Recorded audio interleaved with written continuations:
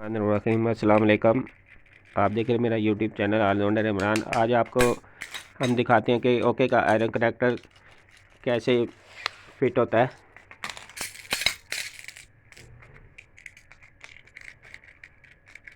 ये देखें, इसके अंदर ये ब्रास का बारीक चुमटा लग रहा है और ये फिट करके यहाँ रख रहा है। ये देखें, ये भाई कर रहा है फिट। ये बहुत मेहनती बच्चा है। फिर इसके बाद इधर